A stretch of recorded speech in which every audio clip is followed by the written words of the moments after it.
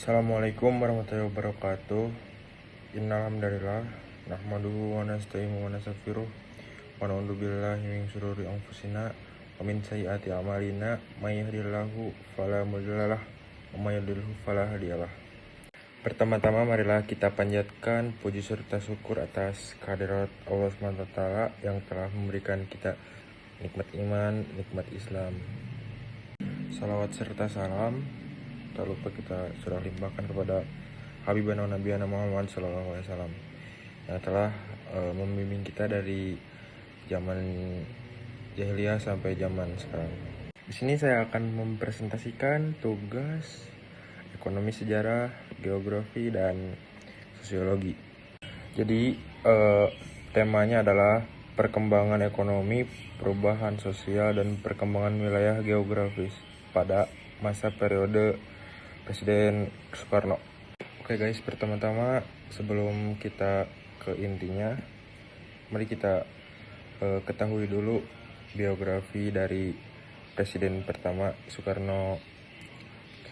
Jadi Dr. Andes Insinyur Haji Soekarno adalah seorang politikus yang berperan penting dalam Revolusi Nasional Indonesia. Beliau menjabat sebagai Presiden Republik Indonesia pertama sejak tahun 1945 hingga 1967 bersama wakilnya Muhammad Hatta. Ia memproklamasikan kemerdekaan Indonesia pada tanggal 17 Agustus 1945. Soekarno dilahirkan pada 6 Juni 1901 di Surabaya dan beliau meninggal 21 Juni 1970 di Jakarta. Kita lanjut ke perkembangan ekonomi pada masa Soekarno. Pada masa Soekarno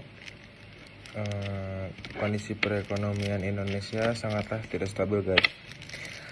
Hal tersebut dibuktikan dengan sejumlah permasalahan yang ada, seperti banyak inflasi yang tinggi, menipisnya cadangan devisa, kegiatan ekspor dan impor yang macet, hingga naiknya harga kebutuhan pokok masyarakat.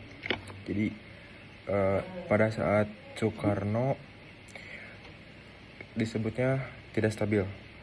Jadi pada saat kepresidenan Soekarno, beliau menerapkan sistem ekonomi yang disebut dengan ekonomi berdikari.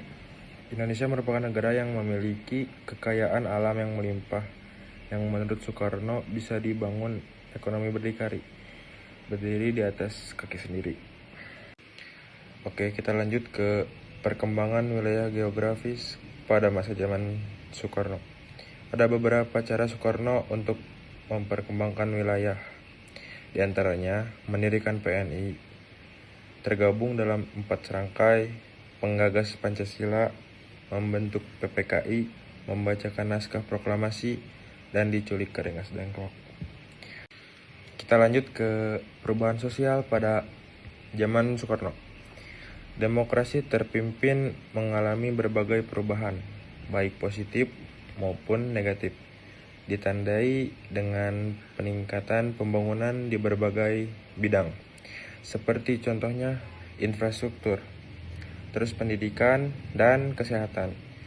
Pemerintah melakukan berbagai upaya untuk meningkatkan kesejahteraan rakyat, seperti pemberian bantuan pangan dan pemberian perumahan.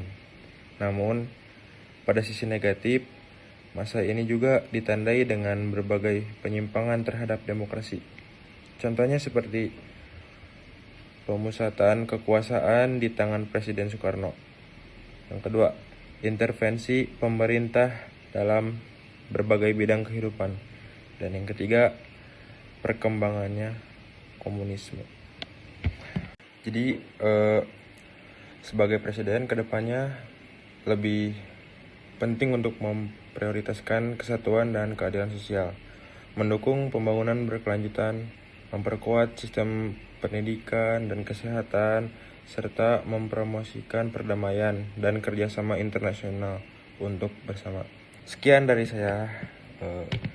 Maaf bila ada salah kata atau salah tutur kata, karena ya Kebenaran hanya datang dari Allah dan segala kesalahan datang pada diri saya sendiri.